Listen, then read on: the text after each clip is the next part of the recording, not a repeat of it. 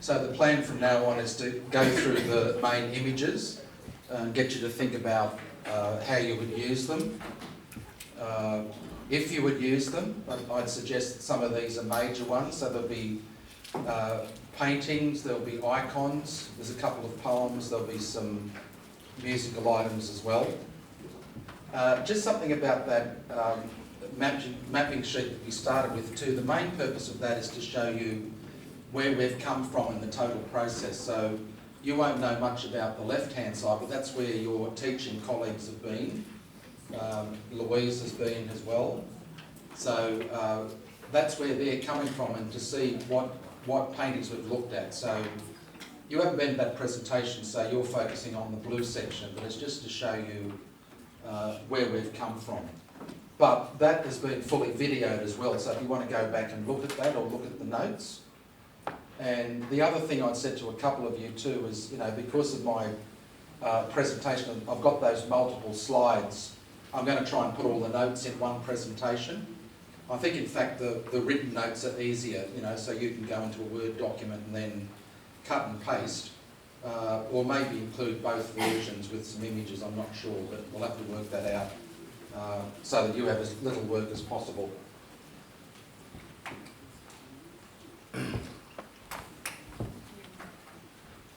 Right, let's start with the sacramental background. Hear me up the back, okay?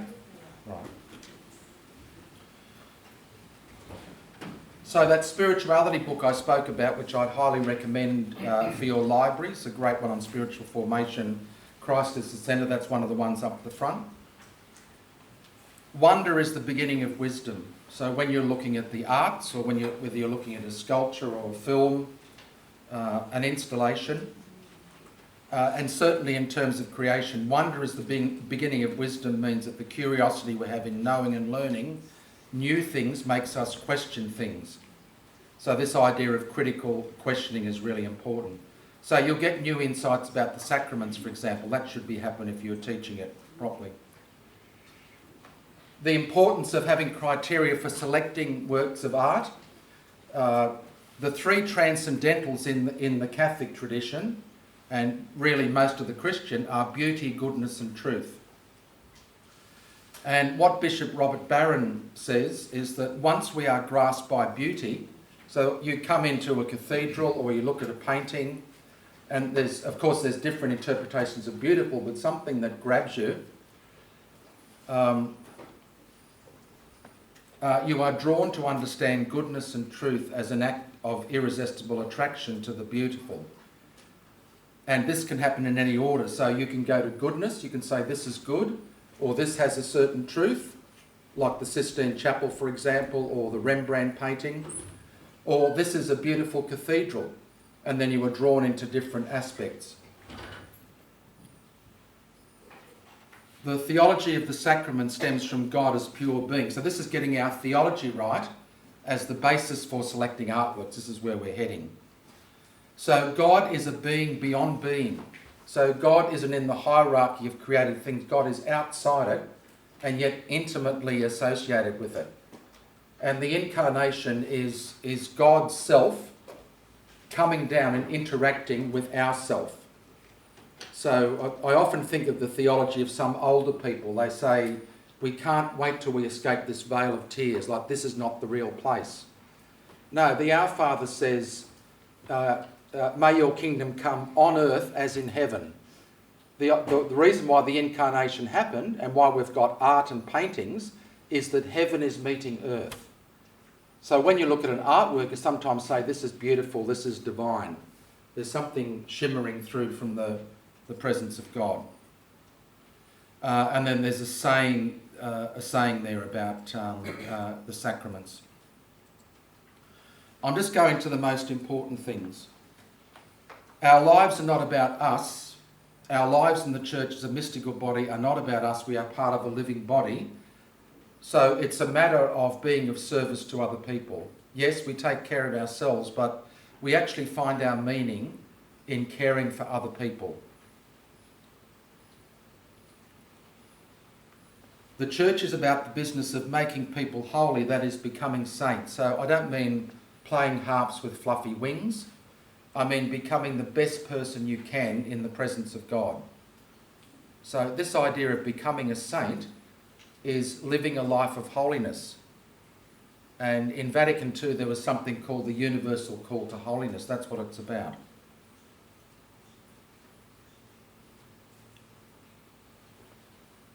Teach the sacraments through the idea that they cause what they signify. They point to something that lies beyond them, namely the sacred power that flows from the Passion of Christ. So we'll see that in the first painting, which is coming up, Van der Weyden.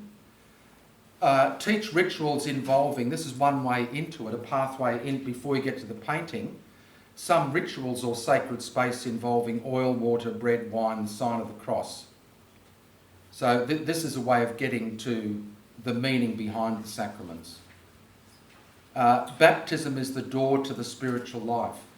And the gift of tears, when someone can no longer cope with life, is crying, for no reason at all, is called by the Orthodox Church the second baptism. And some of the theologians say it's more important than the first baptism. So that's something to think about. On ordination, priests down through the centuries, from Augustine to Aquinas, Francis Xavier, John Henry Newman, now saint, to St. John Paul II and Francis, are the descendants of the first friends and apprentices of the Lord. They are needed for the kingdom of heaven must be proclaimed, the poor must be served, God must be worshipped, the sacraments must be ministered. And this idea of not just the call to holiness, but the last bit there about becoming a prophet, priest and king, we are all called to be that. So it's the matter, especially when we get to ordination, of saying, how do we teach that? Or what new imagery can we use to actually teach it? Okay, so there's a number of other sayings there. I won't go through them. The sacraments are about, it's finding images to communicate with students too. So the Greek word for sin is hamartia, and it's basically an archery symbol. It means firing at a target, which is God. So your intentions in your life are that arrow that you pull back in the bow.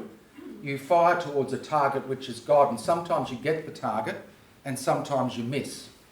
And that's called hamartia. So when the Greeks were practicing archery, this must have been a dangerous job, I suppose. When you were behind the target, if you missed, someone would yell out, hamartia, you've missed.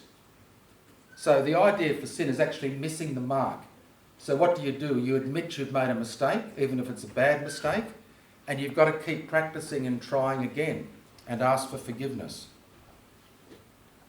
So this idea of the sacraments as healing of sin, healing of hamartia, is really important. It's something that you can't avoid. So Robert Barron says, compare this to the windscreen of a car. When it's dark outside, so this might be a good image to use. When it's dark outside, the glass looks pretty clean and transparent. When the car lights are on, or the sun shines, the sun rises, you notice all the defects or the smears. You think, I've got to clean the windscreen. The closer we move to the light or the luminosity of God, and in this case the sacraments, the more intensely our inner life is exposed for what it really is. So you might think, my life looks okay, but when the light shines on it, and you see the smears on the mirror or the smears on the windscreen, you say, look, I have to do something about that. So we've gone through that one, gone through salvation. The final aspect of the sacramental life is that it's about practicing disciplines. So it could be the sign of the cross, it could be Lectio Divina, it could be sacred space. But it's also focusing on spiritual virtues. So a perfect one for the Van der Weyden painting, the Seven Sacraments, is humility. Because the cross is the centre of the triptych, the three panels. And that would be a good virtue. So when I was saying about you're trying to keep the balls in the air while you're teaching this, you can't keep all the balls in the air all the time. You might have to pick the 4 or 5 most important ones. So baptism, I've got some definitions. I'm going past these because I'll put them in the notes. Anthony, I said what I'll do is I'll try and put all the text in one version, and then they've got all of it and they can go back to it. I'll share all resources in one folder with you. Yeah. So this statement from Pope Benedict XVI. I have often affirmed my conviction that the true apology of Christian faith the thing that should be defended and advertised. The most convincing demonstration of its truth against every denial are the saints and the beauty that the faith has generated. Today, for the faith to grow, we must lead ourselves and the persons we meet to encounter the saints and enter into contact with the beautiful. So the artwork, the image of the artwork is part of the beauty of God. When you walk into a beautiful cathedral or see a painting, that is the beautiful. When you meet a holy person or a saintly person, that person in a sense is beautiful. If you were to meet Christ, you would see him as a beautiful person. So that's the sense of beauty that I'm talking about. And I talked about those two books there up the front if you want to look at them. I've put some quotes from there, but I'm going to go past them. The first one talks about the importance of stories. So that's absolutely important, like the story behind the artwork, the story of St. Jerome, the story of what was going on at the time. The last one there is about try to get artworks that generate emotion or call upon emotion. It's good if they have some sort of emotional response from the painting, and that means it could be funny, it could be tragic. We'll talk about this when we get to hooks, using brain hooks in your teaching. So it has to draw on the humour or the emotion of the student in order to engage them in that. So that's really important when you're selecting them. Okay. I'll go past that. The pedagogical focus for this unit is visual literacy. There's a definition of that there. I'll just go to number 4 on this sheet. What are the 5 ways to cultivate visual literacy? So there's various questions you can ask and so on. Present photos or images without captions. Right, so instead of saying, look, the main content is the words, no, the main content, just switch it, is the image. And the image is, if you've got a good enough image, that's what you're trying to teach through.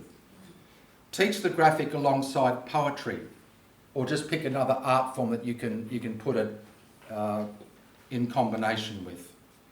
Let the visual material stand firmly on its own. Teach from it as a base, not as a backup image. So often in our textbooks we've got all the information, and in the early textbooks they'd have a sunrise at the beginning of the chapter and a sunset at the end. These are the books that we had.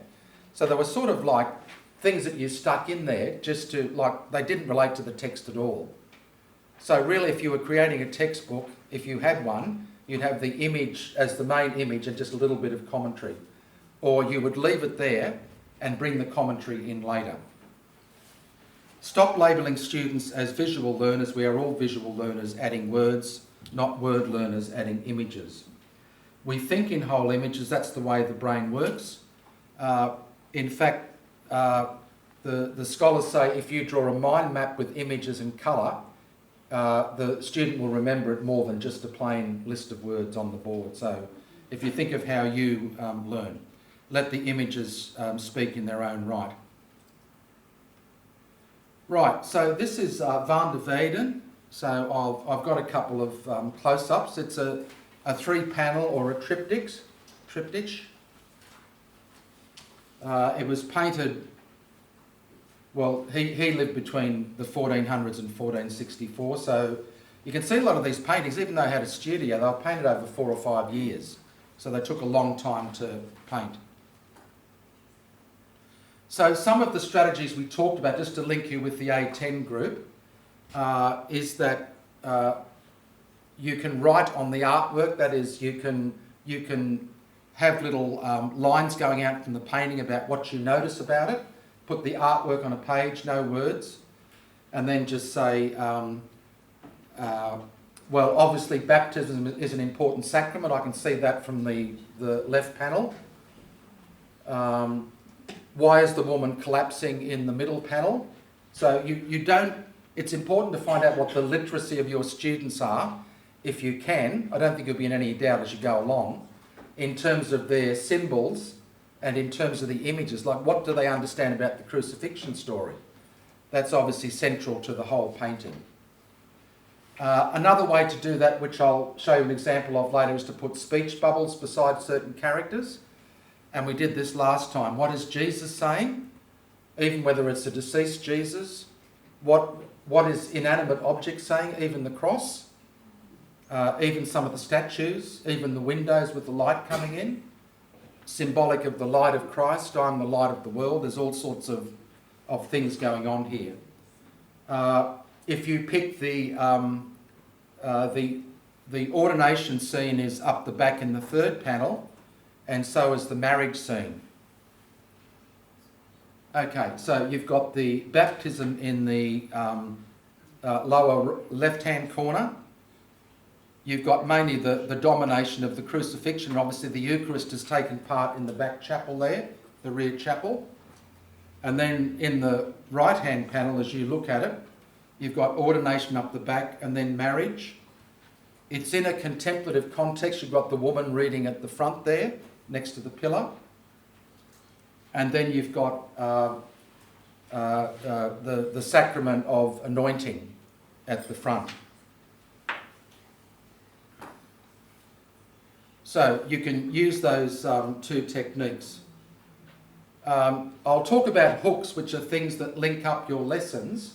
What do you notice about the links in the painting, like from the left-hand side to the middle panel? Can you see something thematic that's linking up those panels? Just look at the lower part of the... So you've got a baptism on the left. You see something going into the centre of the triptych, I should say.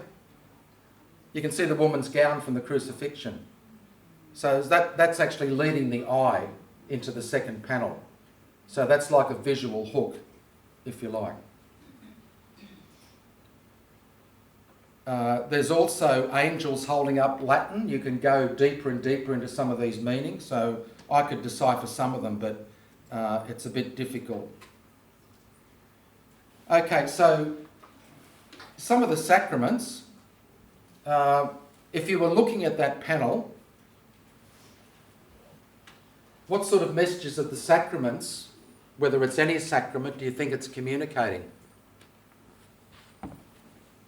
You can go from subtle things to more obvious things. What actually dominates the whole panel? The crucifixion in the middle. Okay, but some of the scholars have said the other dominant theme is the ordinary life of people. When you start looking at it closely, like this is the ordinary way of holiness, which is interesting for us. We don't want highbrow stuff to do with the sacraments. We want to teach about the sacraments, but we want to say, what is your pathway as a student into this? Like, how does that help you lead your life? What is the wisdom that you can gain from it? So you can see ordinary people sitting and reading. You can see lots of people engaged with Lectio Divina, like they're reading the scriptures. In the middle panel, in the middle ground, in between the pillars, there's actually a person pulling a dagger out. So you can see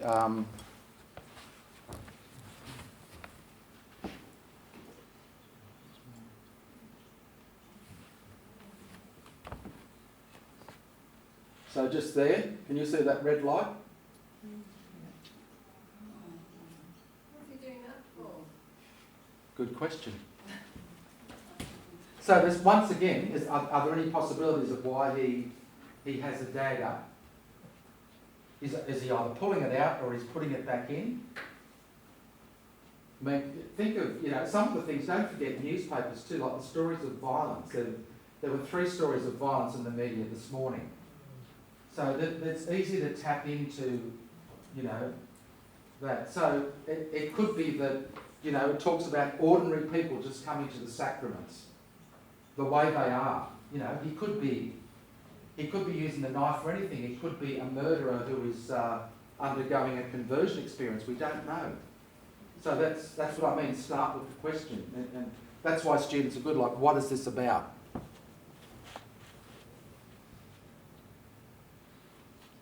If you look closer too, there's someone who's a cripple outside the door, and I'll I'll do a magnification on that. There's a woman with a begging bowl just here. We'll look a bit closer at this one. There's a few narrative threads. This is another hook.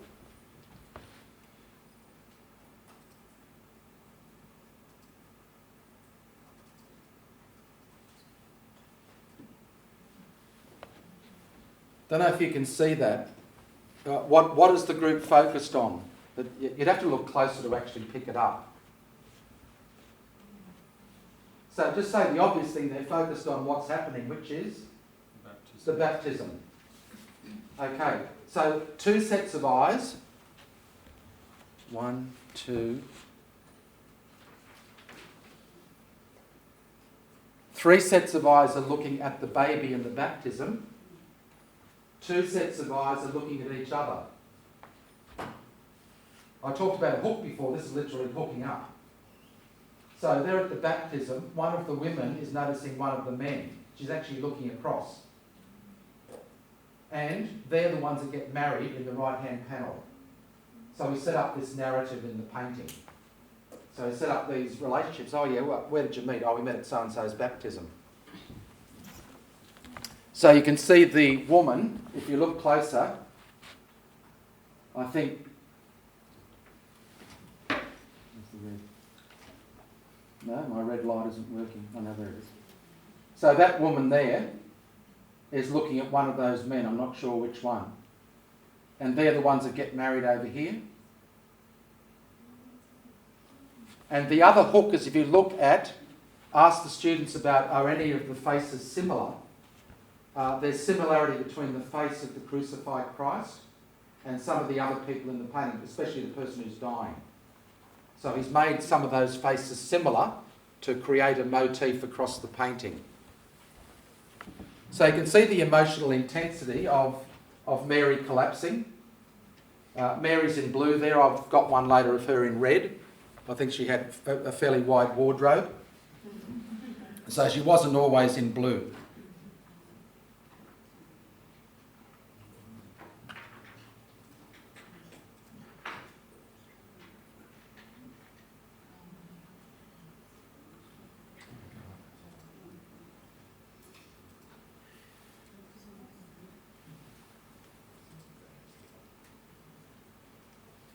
Okay, so from left to right, we move from birth to death.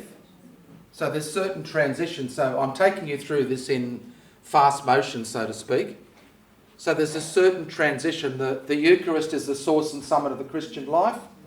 That's our understanding, but it's always been the theology. That's in the middle. But you can see this, like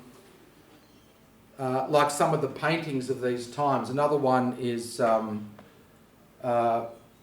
the Crucifixion of Christ by Matthias Grunwald. I don't know whether you've seen that. That's I think it's called the Eisenheim altarpiece. That's worth looking up. And you'll see that a lot of the limbs are distended and the fingers are pulled out and the feet are pulled out and the body is very long. So this cross is very high. The theology behind it was that Christ had to die, otherwise the Holy Spirit or the church would not be born. So in medieval paintings, you'll see the church being born, Jesus being a male, is being born from the side of Christ after he died. So you'll see the angels, the church and the Holy Spirit is a woman with a crown. So they're pulling it out of the side of Christ as a birth image. So their theology was very complex. So just a couple of brief comments on the panels there. The cross unifies, say, life is cruciform, I said before. The cross is central. I talked to I talked to a lot of paintings. I talked to a teacher once, and they said they had to teach an Easter unit, which we've just done, and it was on life, death and resurrection. He thought the students were a bit queasy about death, so he just did life and resurrection. Now, there's a few problems with that. Like, we have to find a way to teach, you know, the fact that death is there. We're trying to cover up. There's a famous book by Becker called The Denial of Death. Like, if you look at hospital records, for example, no one ever dies of old age. They die of something. So we have to let them die of a condition. But no one likes talking about death or going to hospital. A lot of people haven't seen a dead body until it's too late to see their own.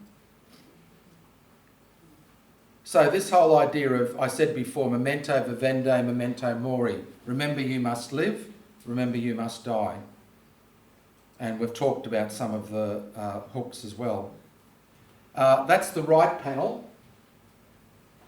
So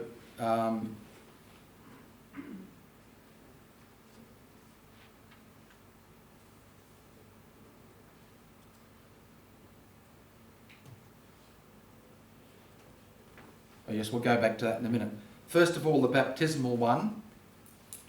It's full of the holy life of ordinary people. So once again, these are your students. Like, what do ordinary people make of these sacraments? And once again, the gateway are the symbols. It's what we can touch and what we have seen. What does the water represent? What does the ocean represent?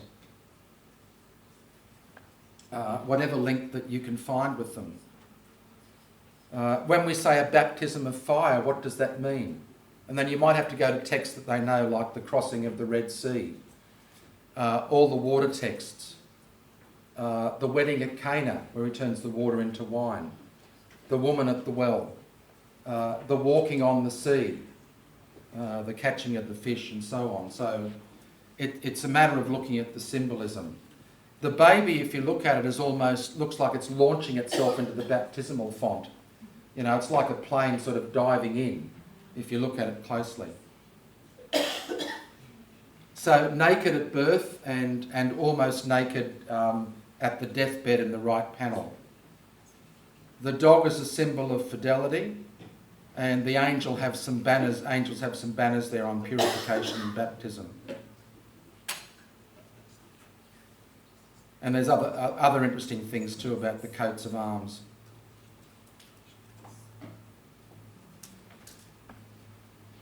Is there a reason why the angles are coloured? Yes, yeah, there's different meanings behind the colours as well. They seem to think that, one of the comments I saw was that the colours of light tend to be the beginning of life, and there tend to be darker colours towards the end of life. But probably until we can look at the inscriptions, we probably won't get the full picture. But yeah, it tends to go from light to dark. Yeah, but of course at the end there, there's the light shining through the window, which is the light of Christ. So that's sort of lighting up the whole scene. So one of the things here, I think these are some issues, and you need to, you know, as I say, start with the theology and then link with your student's background. So Hans Urs von Balthasar, who's a theologian, says, we live a life based on an ego drama which is centred around us. But the Christian life, the holy life, is about a theodrama where Christ or God becomes the centre. It doesn't mean we go away, it means we live our life based on Christ. So, what are some of the things that you can go into? Perhaps it's through the relationship of marriage in this case. So, a lot of people are not experiencing the sacrament. So it could be a thing, why do some people get married? Why do some people not get married? Why do some people try and accumulate all their possessions before they get married? You can just keep on going. But there are other things inside marriage that might be a gateway, such as the need to forgive. You know, what is the meaning of forgiveness? That's part of a relationship. Do I have a relationship? You know, we say we're going to have 10 jobs in a lifetime. Are we going to have 10 partners? So we're not committed, we can just keep on moving on. Like, what's the meaning of commitment? So this idea of vocation, vocare means to listen to the heart with that person, be willing to change with that person for a lifetime. And I noticed, has anyone seen that movie, The Shack? It's quite a challenging movie. And he had to forgive a person who had murdered his child. And he said, look, you're not going to wipe it out. It's not about, I'm talking about forgiveness inside marriage, but this is just an illustration. And he said, forgiveness is not forgetting it. It's not getting it out of the memory banks. It's taking your foot off the throat. That was the saying. So in other words, I'm not going and keeping the foot on the throat and torturing that person, so to speak. I take it off and I let God take care of the rest. I say, I forgive, even though it's difficult, but I'm not the one that's making the final judgment. So that maybe some topics like that can get you into the meaning of the relationship.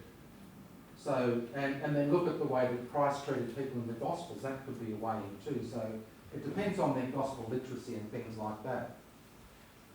Let's just look at this and then I'll get a few more ideas from you. Just have a think about that.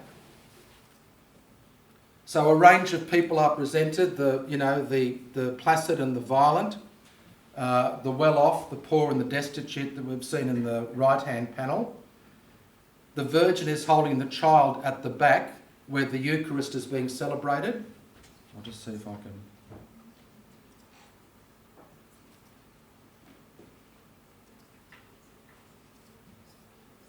So there's a Virgin's holding the child here in that sculpture.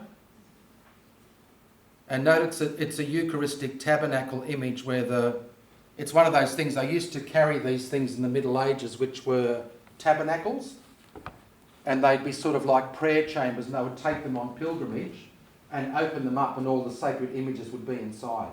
So that's like doors opening up. So you've got to know something about medieval piety. So they had, and sometimes they had Mary on the outside, and you opened it up and Christ was in the womb and there was St. Joseph, and like it was their prayer chamber. So that's part of the spirituality. So you've got Mary holding the child, and in the front the child has been executed. So this is the sort of play.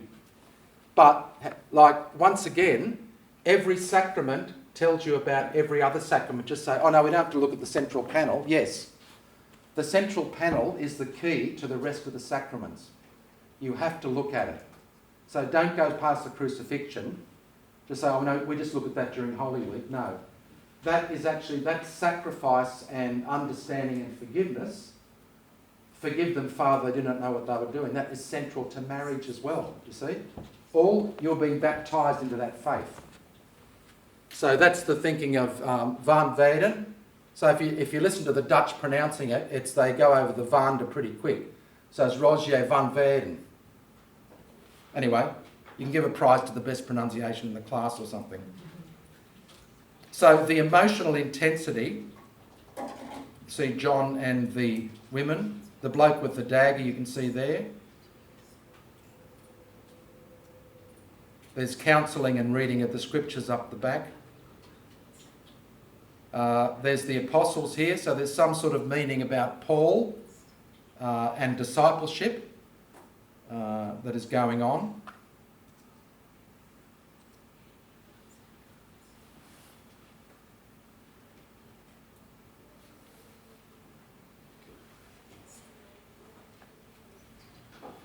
The realistic portrayal of the blood. So if you look at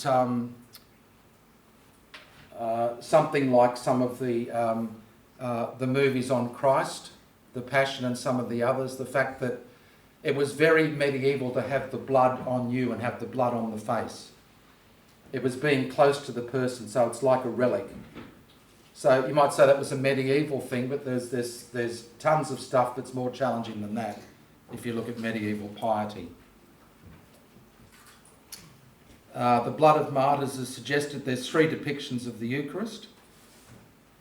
The actual painting is a homage to the arts. It's got painting, sculpture, it's got suggestions of an organ, a pillar, the visual arts, architecture, stained glass. So it's a fantastic composite.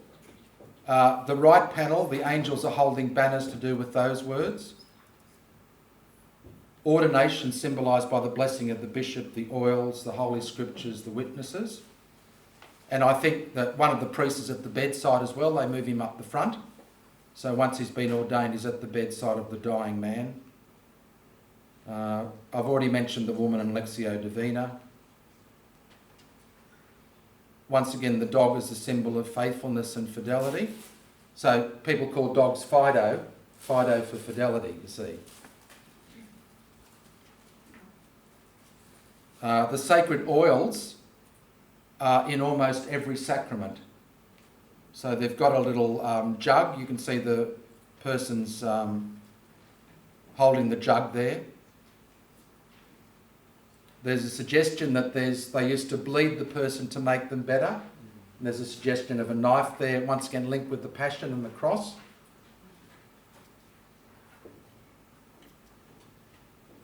Perhaps the painter's intention is to follow the same person through all these different phases of their life.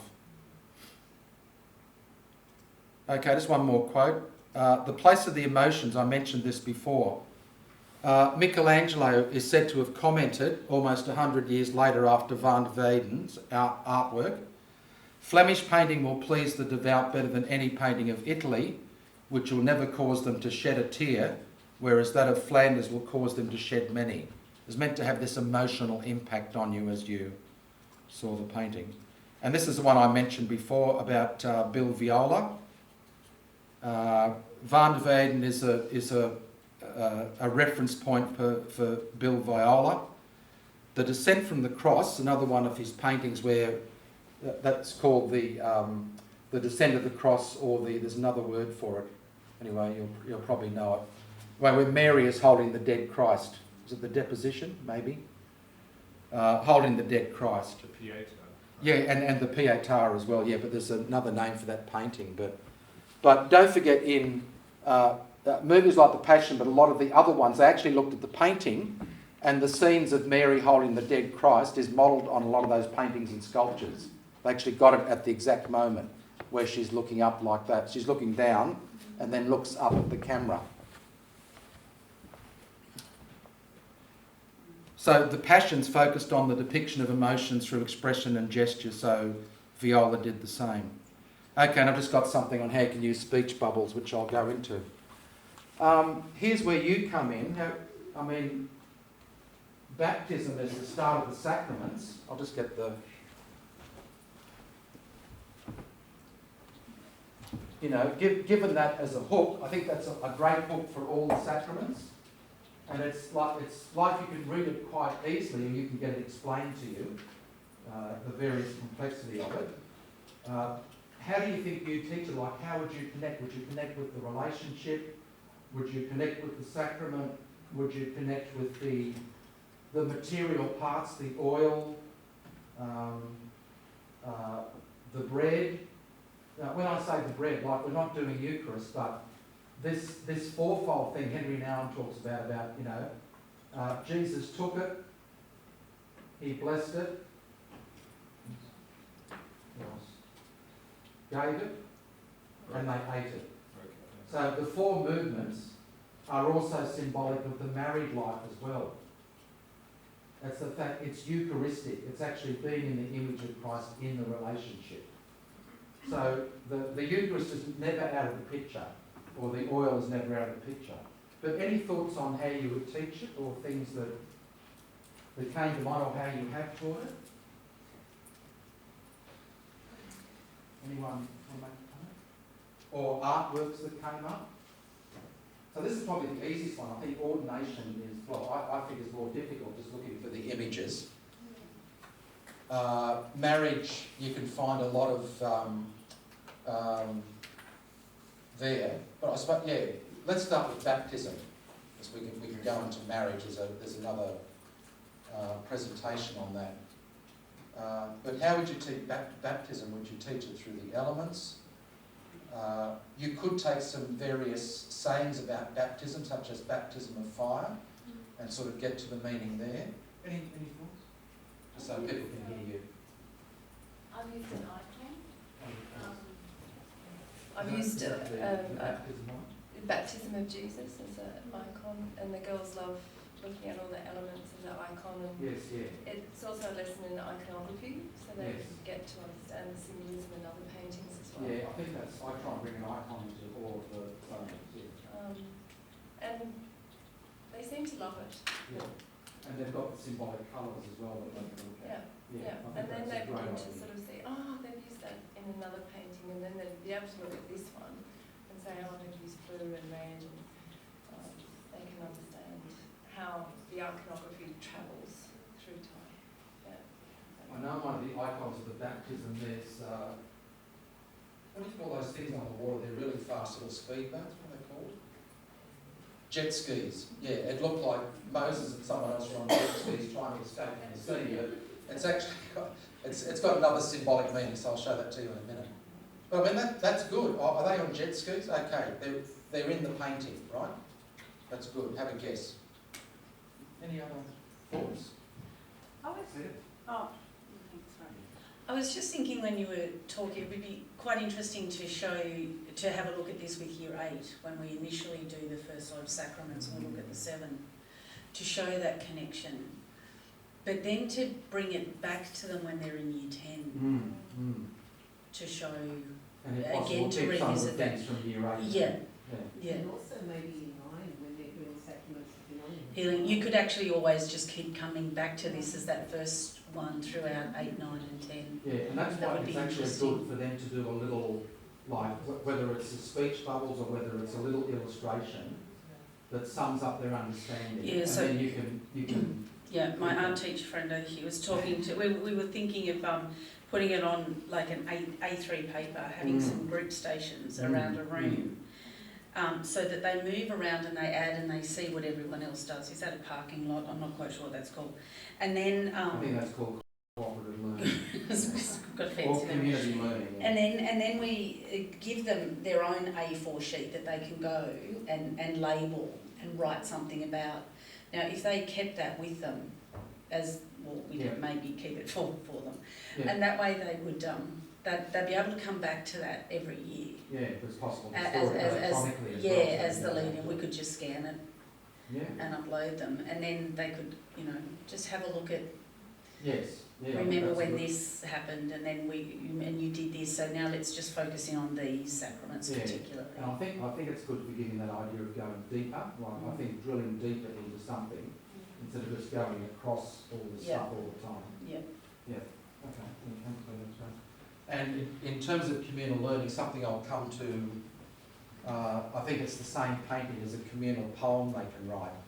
Someone gave me an idea of how they can take images and turn it into a poem, so I'll give an example of that in a minute, which I thought was a great idea.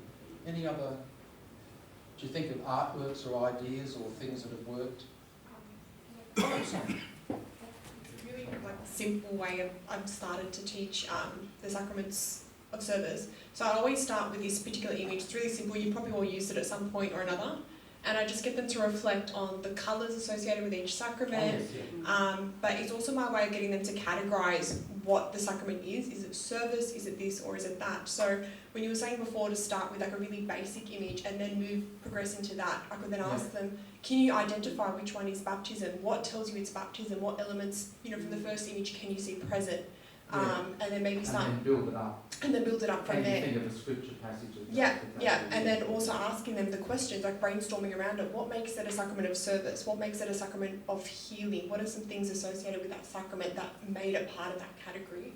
Just as a kind of level, because at that point they've done healing, they've done initiation, but then service is a bit of a tricky one because they're like, what do you mean? How is marriage service? And I'm like, well, have you met your parents? Have you seen what they do for you every day? So it's quite a nice way to kind of move into that. Yeah. That's good, thank you. And you might have noticed as I rushed past a cluster of little symbols there, so even Googling symbols for sacraments, that's a good place to start. Yeah. Any other final comments? You're making me walk along. Sorry, what's your name? Brasilia. Oh, Brasilia. I basically, I don't recommend, unless you've got this on hand, but I've actually kept my photo when I received my confirmation. Right. And I showed them a photo of myself when I was confirmed, and maybe you might have a similar photo of when you were christened or baptised.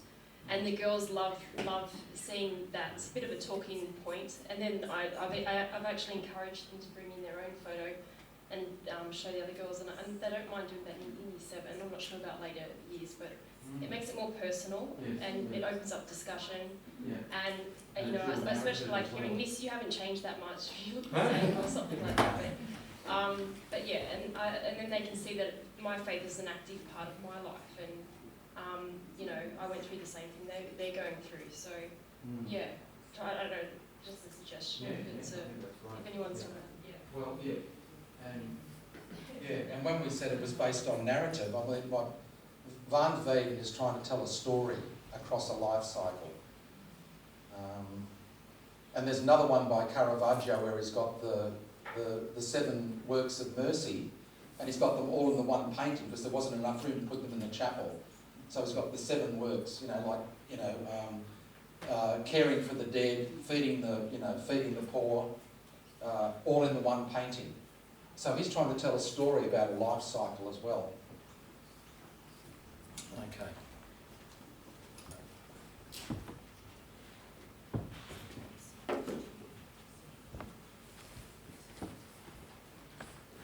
So there's lots of possibilities here with speech bubbles. Some of the questions they might... this is just questions about the painting, so it's writing on the painting with questions. Why is the crucified Christ in the middle? Why have they used that colour? What are the angels saying? Even inanimate objects, like at the Nativity, if you get a speech bubble on the donkey, you'll get some really great comments from the kids. Like there's lots of us out there and things like that. But inanimate objects, so whether it's the stable, the donkey, the straw, don't just make it people. Put speech bubbles on anything.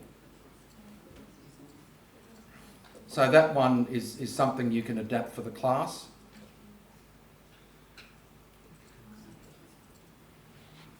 Right, okay, the theology of fragments is basically saying, because I'm trying to avoid ways of reading things out because you can read it, is that the theology is that God reveals God's self in fragments. You never get the full picture. So when Moshe, the Jewish name Moses, said, "Show me your glory" in Exodus 33, God responds, he cannot be seen by any human being, but God tells Moses, "Stand in the cleft of the rock and you will see my back, but my face must not be seen." So some of the translations say my backside. So God was having a bit of a joke. So put him in the cleft of the rock, and a bit of divine humour there. I'll show you part of me. But isn't it interesting? But that's still holy that he's showing to Moses. So we glimpse God in fragments, and the parallel one, the New Testament, would be the Transfiguration, where the disciples saw Jesus with Moses and Elijah. And they just started saying silly things. They were completely overcome. And it says they did not know what they were saying. So this revelation, we never get the full one. And the fact that God is appearing and disappearing all the time, like the journey to Emmaus. They just recognised him, but he'd already vanished. So they can sort of recognise him, but can't recognise him. The women at the tomb sort of didn't know it was Jesus. They thought he was the gardener. So there's this sort of fragment or lack of recognition. So there's a theology of a fragment or an aphorism that we can use. So we don't have to show them the whole of Shakespeare or Hamlet. We can show them a fragment, but there's something about the whole that's inside the fragment. But we really haven't got time to show them the whole thing, and we won't do justice to the fragment either. So some of the fragments are listed there. There's some from Pope Francis. So you might say, look, here's some fragments. Which one do you, can you get something out of that means something to you? Can you find some other fragments? So these are fragments of text. They could be fragments of paintings. God is always coming to you in the sacrament of the present moment. Meet and receive God there with gratitude in the sacrament. This one's good. Peter Kraft or Kreeft, he's working for Word on Fire now, has. Sacraments are like hoses. They are the channels of the living water of God's grace. Our faith is like opening the faucet. We can open it a lot, a little, or not at all. So these things, especially baptism, which is a great one, if you open the hose, what will draw an image of a hose, what will come out of the hose? Or if you say, I don't need any of these sacraments, are you totally okay with your life the way it is? How has that worked out? Do you need contact with something outside yourself?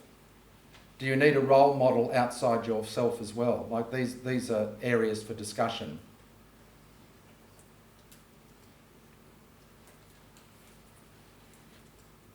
So there's a few others there. Interesting one from Boris Pasternak.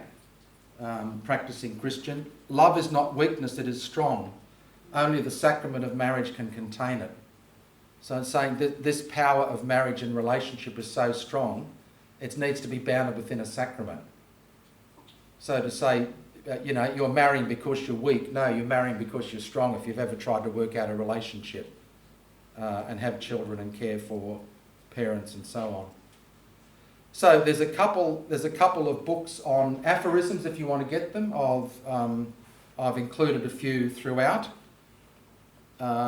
Some people would maintain that Twitter is the latest form of aphorisms online. So everyone can be, how many words can you use it? Is it 25? Anyway, whatever the limits of words are, that's your aphorism.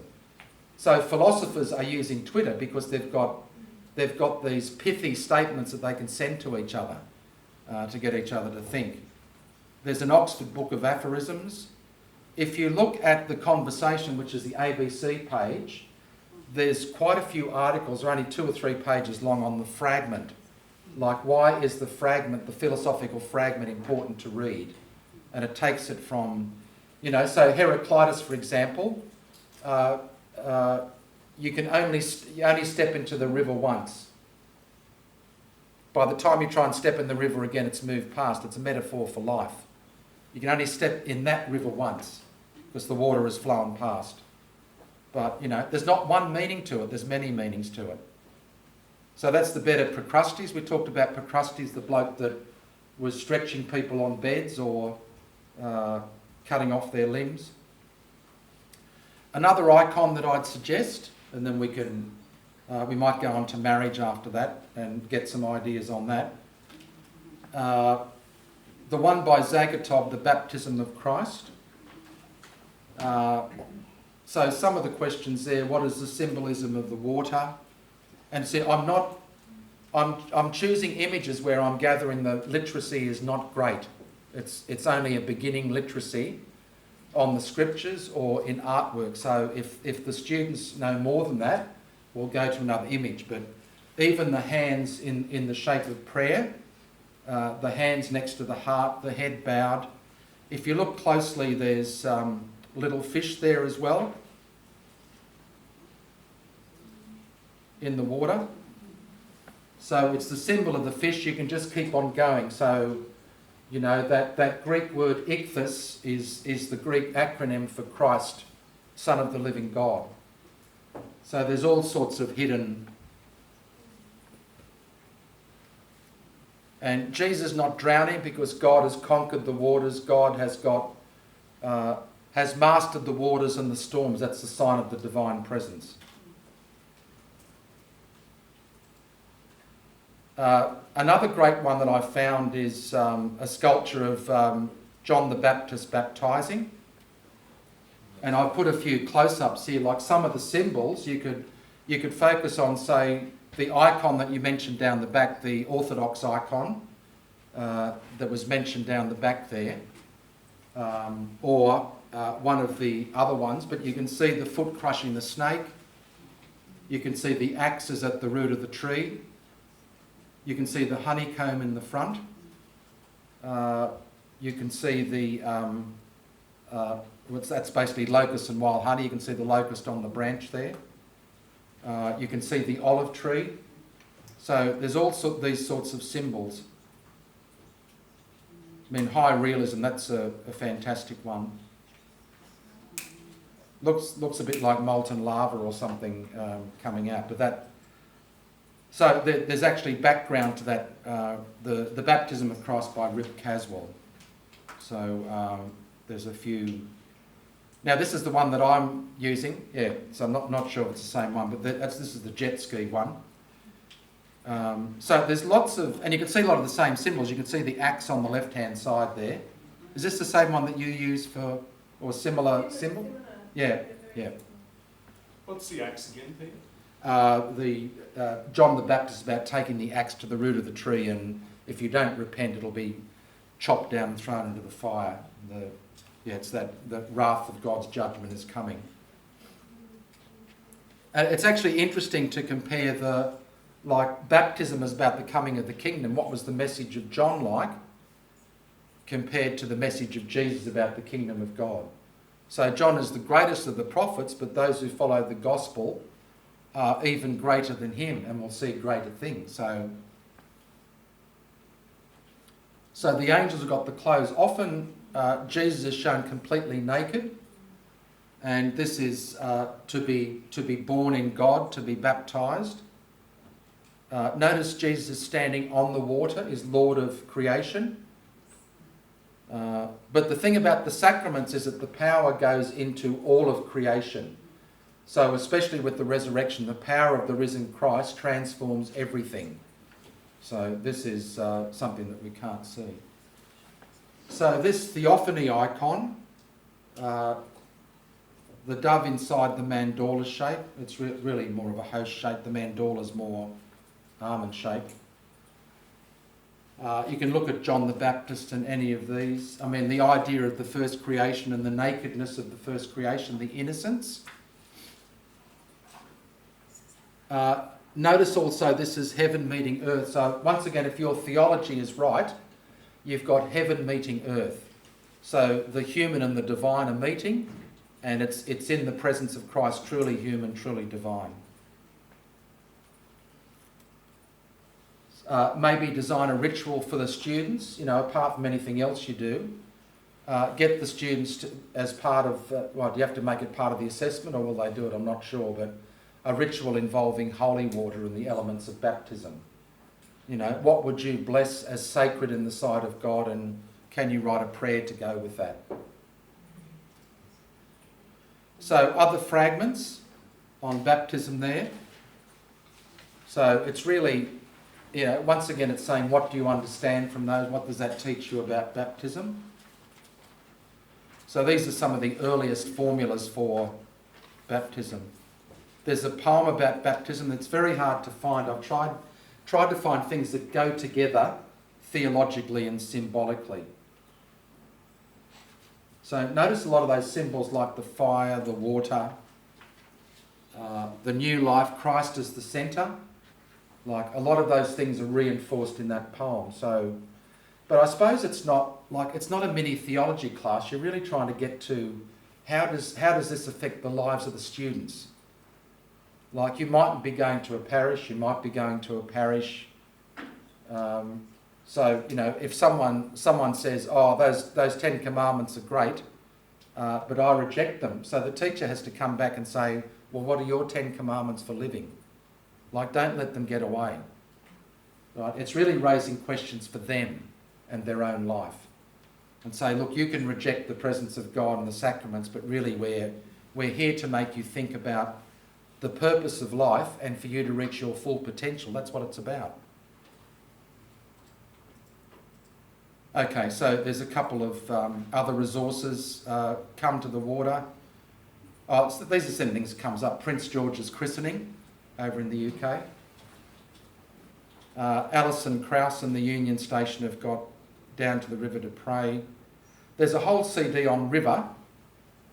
I think this was part of a recent arts festival. Anyway, there was classical music and sculpture and so Richard Tognetti and all these people. Just one that I'll play a little bit of. She's got, Eva Cassidy's got a lot of songs. Wade in the Water is actually about the freeing of Afro-American people. So when she says they come through the tunnel, or they escape through the tunnel or through the road, this is an African, what they call Negro spiritual or Afro spiritual. So they reckon this goes back before the 1900s, and it could have been like, what's the date of some of these things? It could have been a tune they sang on the boats coming over, we don't know. So it was actually helping people escape during the Civil War, during the time of slavery. So that's Eva Cassidy. So that's, just have a look at some of the words there.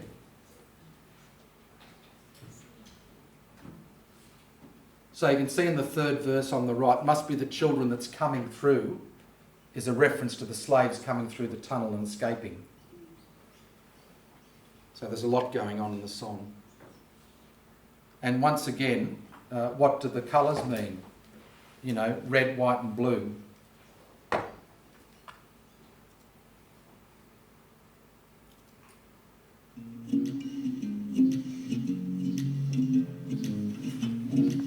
teachers will like this song even if the kids don't like it, so it's all right. It's got a few jumps, but it gets going.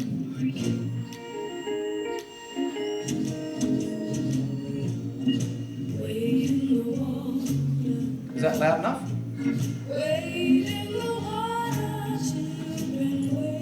You hear it?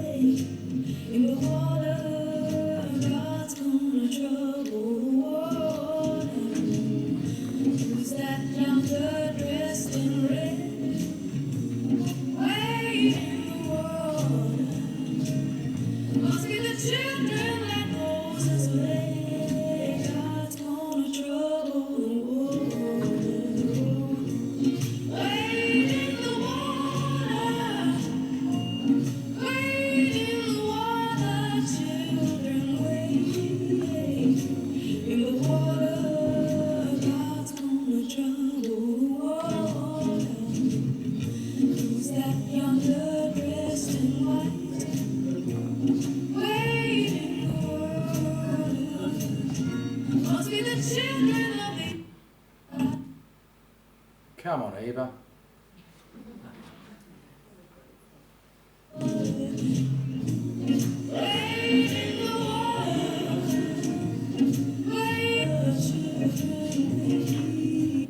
me just go here.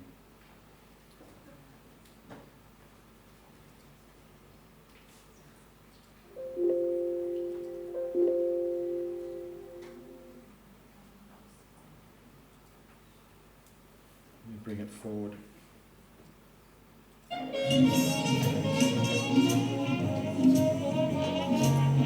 That's the musical interlude. Is that echoing?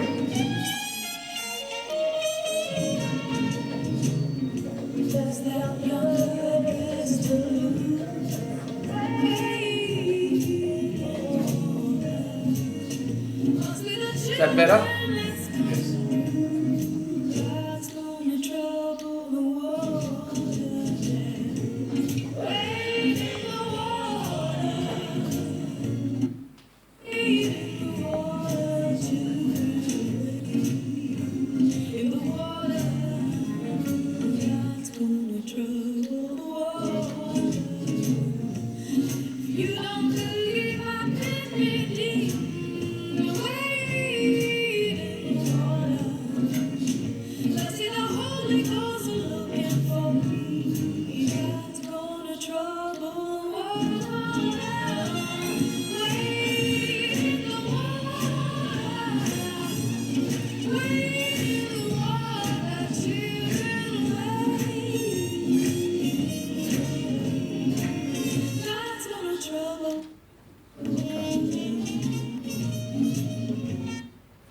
Okay, get the hang of it. But even that could be a right on the reading as well, like what's the Holy Ghost? That term mightn't be familiar. The fact that, you know, God was a spirit, or Jesus was passing through walls and said, no, I'm not a ghost, I can eat. So that could be a possibility, but it just raises the question, you know, if you're going to use some music, what will you use? An interesting parallel there, Peter, between baptism and freedom. Yes. You know, the freedom of the slaves and the freedom of the believer. Yeah, and possibly go back to the Exodus and some of those passages. Yeah. And just that question about in what sense are we not free? So the classic thing in Christian theology is you've got freedom to do things, but you really want students to develop freedom for a responsibility to others, freedom for others, freedom towards others. So it's not freedom to do or say whatever you want. Even though in the media some people say that, you know, it's a free country, but really there's some things you can't do and can't say. And we have that, the unit in 11 and 12, the common good. I mean, that's what it's partly about. Okay, any comments before we go on to marriage? We've already started talking about that. Well, that was a beautiful synergy because I'm about to talk about Christian marriage. And one of the images is the marriage of Mary and Joseph, one of the ancient images, and also Anne and Joachim, the parents of the Blessed Virgin Mary, which often appears in the art. We had that image of keeping the balls in the air from Tommy Di Paola. So you can see some of the ones there in the white print. Scriptural, theological, covenant. It's unitive and procreative. There's normally 3 or 4 ends of marriage discussed. And the family as domestic church. And plus what we started talking about before, all the dynamics inside the relationship. You know, hope, forgiveness, mercy. All these things apply particularly. Just a brief thing. I've got a picture of the Annunciation there. If you look at that, the medieval understanding, there's one thing we haven't plumbed very much, which I'd encourage you to look at, is if you go to Google Images and look at illuminations or manuscripts, there are some fantastic images there that, often ones you don't see in normal books or normal paintings, because a lot of them were very subversive and they had brilliant theology in there as well. I mean, the Book of Kells is only one example of that. But you can see the dove, the Holy Spirit, is whispering in the ear of Mary. And that was the theology that because Mary didn't know a man, that's how the incarnation happened. That God actually entered through the ear. And the other meaning of that is she's listening to the will of God. So it's a beautiful saying. If you go to the conversation page, this is just a little ad for the Catholic Liberal Arts.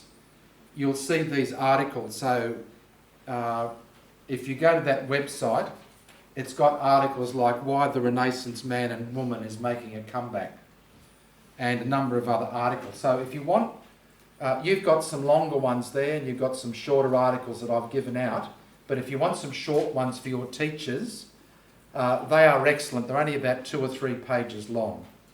And it's not, you know, they're not suckers who are writing this. Like, it's people like Andrew West from Religion and Ethics and a whole lot of other people. So, and there's also one we'll look at later by Sarah Morrissey down the bottom. So I might make that a pedagogical focus because it's such a rich one. Okay, the pedagogical focus for marriage is the hook. This is probably the shortest one, but it's the hardest one to understand. So he is a biologist and he's looked at the neuroscience and he calls himself a grumpy researcher. He said he will not accept any research unless it's in a refereed journal, which means other experts have looked at it, and unless it's been replicated 3 or 4 times. So if it's just a once-off thing, he won't accept it as part of the research. So brain rules, for those of you who are seniors like me, it's got brain rules for ageing as well, so get on to that one. So Medina says, even at the tertiary level, so he's talking about, he's taught across the spectrum, even primary students, introduce the general idea first, so in fragments or aphorisms on Christian marriage. You will usually only keep the student's attention for 10 minutes, maybe less than that. He says that you need to use a hook after that. So a hook is shorthand for an ECS or emotional competent stimuli. So you'll see this in the book on brain rules. I don't think I put the page there, but if you look it up under ECS in the back, if you've got it, you'll find it. So a hook is something that triggers an emotion. So if you think of some of the paintings and the artworks that we've used already, yeah, when you're saying anime before, manga was the word I was trying to think of, so there's a lot of possibilities for that. So you have to trigger an emotion every 10 minutes, such as fear, laughter, happiness, nostalgia, incredulity. You know, that can't be right. And as we've said, a common motif in service today has been that of the narrative. So if you've got a story, everything is hung on a story, like symbols, emotions, everything. A hook, number 2, has to be relevant to the content. That is the arts linked to Christian marriage, that goes without saying. And 3, it has to be inserted between modules or topics. So it can look backwards, so there's a backward facing hook, or it looks to previous material. So A backward-facing hook or a forward-facing hook could be the Seven Sacraments by Roger van Weyden.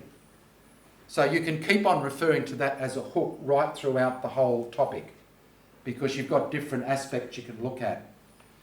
If you want a forward hook, you have to show them part of a painting or an artwork they haven't seen and ask them to reflect on it, because they haven't interpreted that particular work. So it's something that's arousing their curiosity and they're sort of looking forward to. So if you wanted a forward-looking hook, I would use something like the Arnolfini marriage. And this is the groom. If you look close, it looks like Vladimir Putin. So I don't know whether the students would know, too much about that. Let's zoom in. I can't unsee that now. That's right. It's like good teaching. Once you've seen it, you can't unsee it. Yeah, I'm gone. But, when we get to threshold concepts, once you've got a reality, you can't go backwards. So I think Vladimir sort of is in there somewhere in the mix. So this is a highly symbolic painting. So is that Vladimir taking the Ukraine as his bride or something like that, or wanting to? Is it a forced marriage? Anyway, we don't know what the media literacy of the students are going to be, but you're right. Once you see it, someone will do something to that painting. So there's a couple of things there. The chandelier. Anything else? You might have looked at the painting before, so I'm not going to... Anything else you notice about it? You can see the artist's reflection in the mirror. Oh, right. Going very good. Yeah. An art teacher? Students like Yes. teachers in art. Yes. There's a whole controversial discussion around Yes, her, whether she's pregnant, Yeah, she is looks it pregnant. the Yes, clothing of the time. Yes, yeah, exactly. And even So it's things like- multivalent. There's Yeah. multiple levels of interpretations. Yeah. Yeah. Even the background with the furniture. So what do you see, that reflection of the person walking forward? What's your interpretation of that? The reflection in the mirror. What do you think a possible interpretation? Yeah, we've had discussions around whether the actual artist is a witness to the marriage. Who's they married. Vanek? Yeah. Yes, them. Yes, there's a few. Yeah. So there's reflections in that mirror, and I'll show you a close-up of the mirror later on if you don't believe me. There's also as was mentioned, the artist's signature above the mirror, and it basically says, it reinforces what you were saying. Jan Vanek was here, is one of the interpretations of the script.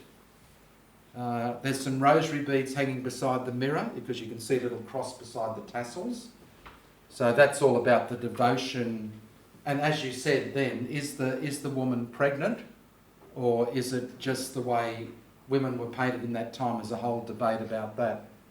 What else can you notice? We've seen that type of bed too, looks like a teardrop coming down the side with all the fabric there. So notice other things. You don't have to say what you think it is, but you notice other features there. The posturing of his hand. It's almost like he's giving. Almost like he's giving I don't want to be controversial. Like he's blessing. Like he's a. Like So is he giving her away to the person who's approaching?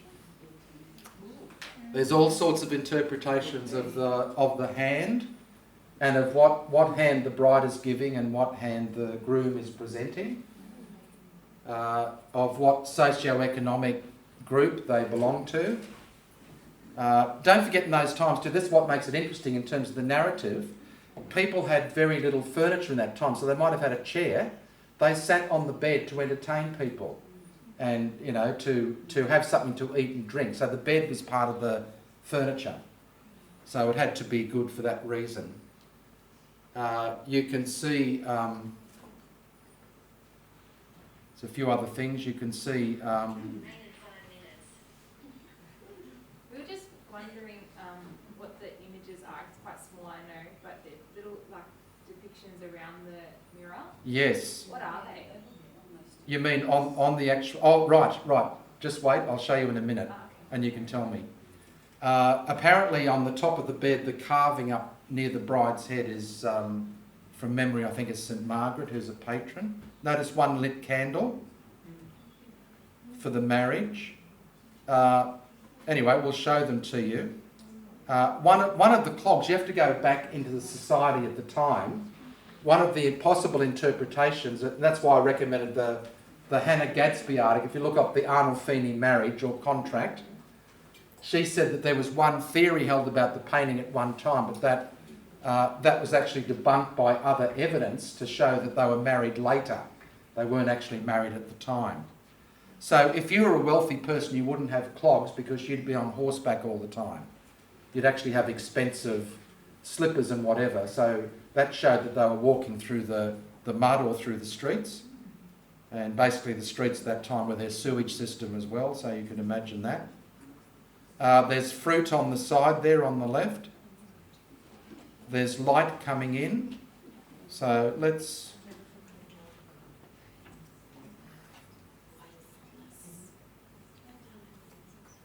So we've 12:30, so let's try and get through some of these.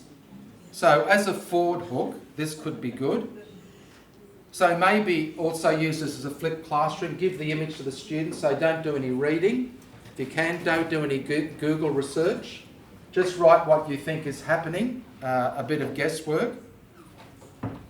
So there was an influential interpretation by Panofsky, and some of this was not seen to be true. So is it a legal document? So this is Giovanni Arnolfini marrying Giovanni, I suppose it's Cianami, not sure the pronunciation.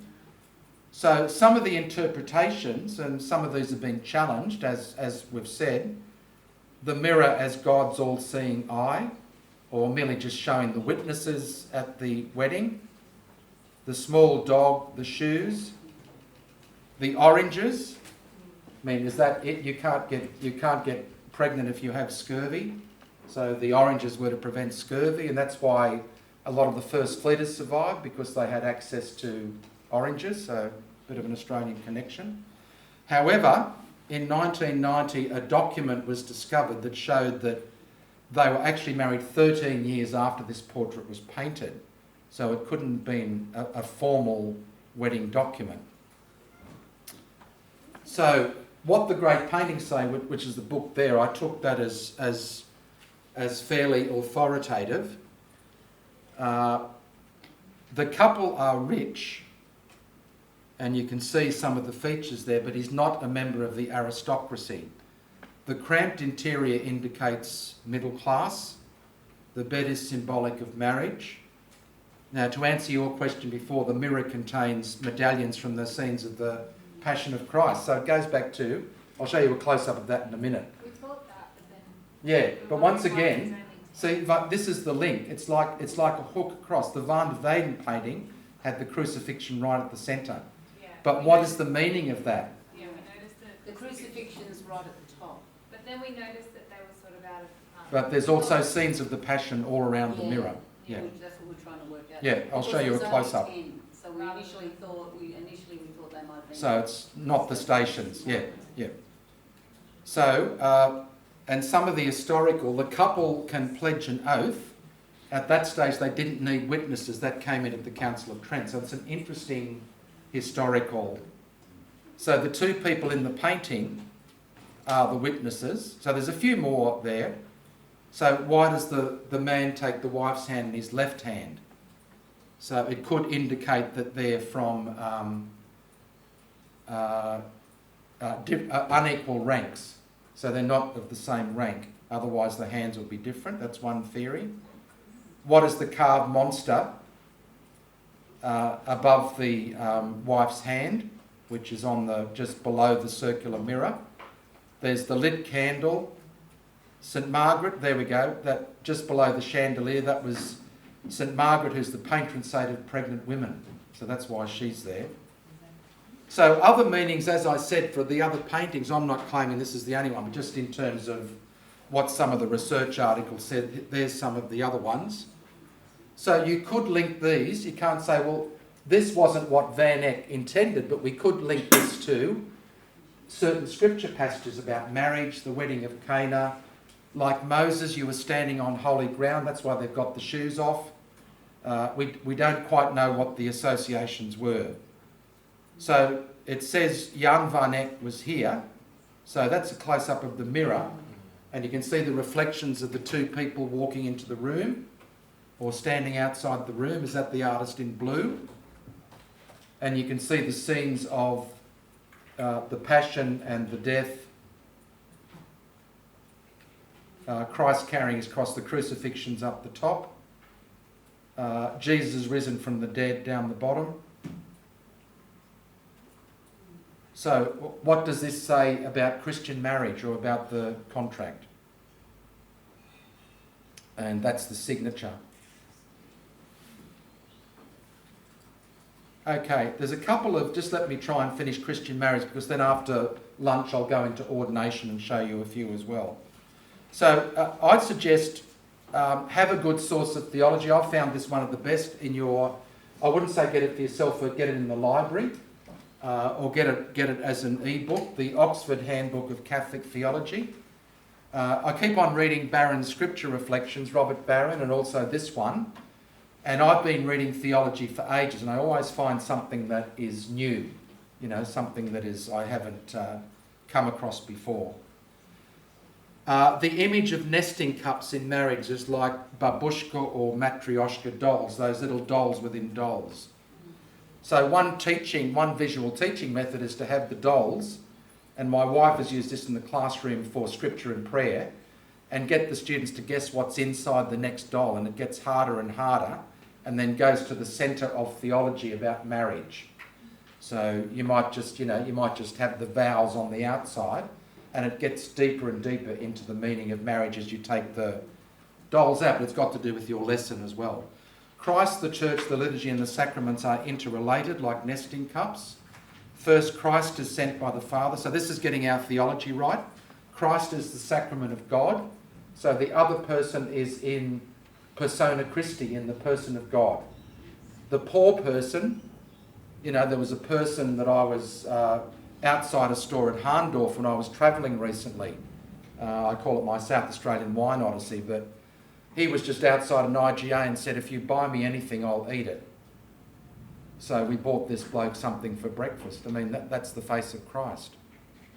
So there are people, like, how desperate would you be to say, I need some food? I'll eat anything. So, second, the church is the Christ mystical body, and the couple is the microcosm of this as the domestic church. And as John Paul II said, I think, the church would look silly without them. Like, this is the foundation.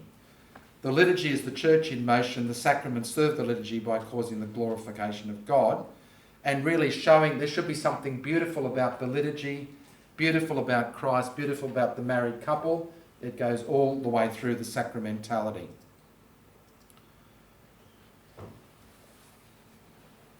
Okay, there's lots of things there. The Holy Trinity is the model of love, so that's why I tend to look at artworks that show relational intimacy. So Rembrandt and the Prodigal Son, and also Rublev's Holy Trinity, because they're showing the closeness of the relationship. So if you look at the Holy Trinity, we'll look at an image of that later, I think, the figures are leaning in towards each other and stretching. So this is epictasis. It's in a passage in Philippians 3:13, that I'm straining towards Christ, I'm straining to the end. So the persons of the Trinity are straining towards each other in love and almost going beyond the comfort zone. So you can see them leaning into it, and they're touching each other at different parts. So they're overlapping, 3 in 1. So I would show that. I would go into the intimacy part and at least do that to some extent. 2 theological misunderstandings. I'll just go through a couple more. Male and female are the same and should try to change each other to a common gender. I sort of hear this in the media sometimes, like, why don't women become like men and men become more like women? No, the theological message, I won't go into binary because I don't understand it, but they're complementary. Like, male and female are complementary.